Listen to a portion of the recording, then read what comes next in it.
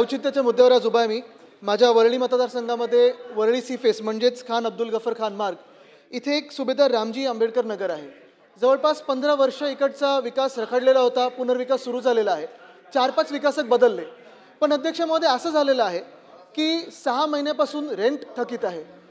जे काही GBR मध्ये आणि त्या सगळ्या तिकडच्या स्लम धारकांना प्लॅन दाखवला होता तो प्लॅन आता अचानक बदललेला आहे. SRA मधून परवानगी न घेता पहिलं आता सेलची बिल्डिंग सुरू झाली आहे. बंगल्याचं बांधकाम सुरू झालेलं आहे आणि रिहॅबची बिल्डिंग अजूनही बंदच आहे. खरं आपल्या SRAचा आपल्याला कायदा माहिती आहे. रिहॅबची बिल्डिंग पहिली बांधायला लागते मग सेल करायला लागतं. दुसरं म्हणजे जी 15% जागा ही शासनाकडे येणं बाकी आहे त्याच्यावर देखील काही स्पष्टता नाही आहे आणि रेंट थकीत आहे. मी आपल्याला विनंती करेन की आपण शासनाला आदेश द्यावे की याची नोंद घेऊन याच्यावर योग्य ती कारवाई करावी. रेंट द्यावं.